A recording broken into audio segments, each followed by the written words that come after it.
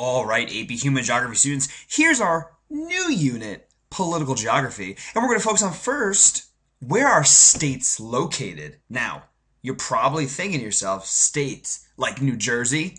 No, not really. I'll tell you what a state is when we talk about human geography. A state is a country. All right. And what it basically is an organized political area ruled by an established government. It's just a country. All right. So don't think a state equals actually like New Jersey like a state. A state is really a country when we talk about it in human geography. Now, states control their own internal and foreign affairs, better known as sovereignty. All right. And states or countries are just a great example of a formalized region. Yes, can you break states down or countries down into even more different formalized regions? Absolutely. But as a whole, all right, a country is usually categorized by, let's say, culture or let's say language, so on and so forth. It is considered a formalized region. All right, here are some examples of states around the world. Number one, Korea. If you consider one state or two states, well, you know, what happened to Korea is divided after World War II over the 38th parallel. Boundary dispute. One side remained communism, North Korea. The other side remained more capitalistic, South Korea. Now, a one or two state question? Well, probably two states because the UN identifies North Korea and South Korea as two separate entities. Another example of states are China and Taiwan. Now, nationalists fled to Taiwan when there was a communism takeover in the 1940s.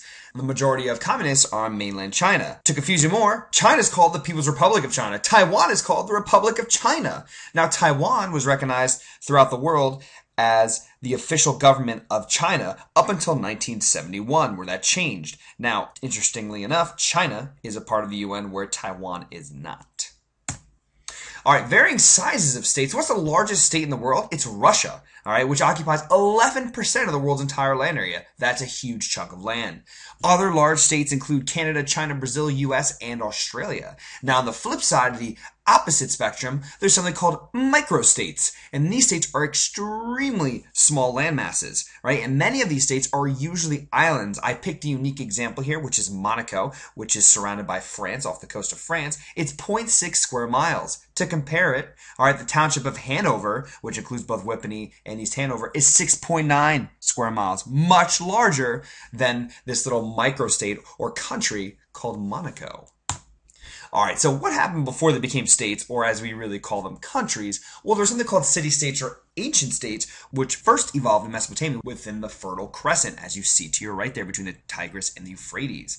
Now, within this city-state, walls delineated boundaries. So literally, walls basically said that, oh, this is one state versus another. Then we transition, if we fast forward through time here, to colonies. And what is a colony? It's a territory legally tied to a sovereign state and not completely independent. So it does not control its own internal affairs or foreign affairs. And colonialism began during the 1400s. Here I took the 13 original colonies as your example.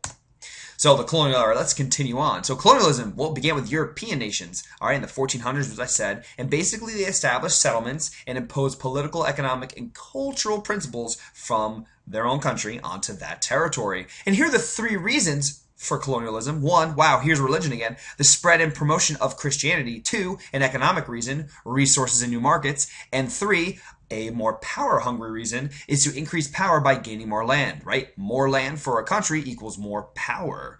And so European colonialism expanded this way, westward towards the United States and Latin America. And then after those countries started to become independent, Europe focused more so on Africa and Asia in the 1800s, which really is considered imperialism. So what's imperialism? A little different than colonialism. Imperialism is when a country or state controls a territory already occupied by indigenous people. And who was the largest imperialistic nation? I probably mentioned this before, or you learned about it before. It was Great Britain. There's a slogan that says, "The sun never sets in the British Empire." And as you can see to the right here in this map, clearly, no matter where you are in the world during the British Empire reign, the sun truly never set on its land. All right, guys, that's it. Quick little introduction to political geography and what states are and where they're located. All right, we'll talk more about this in class. I will see you then.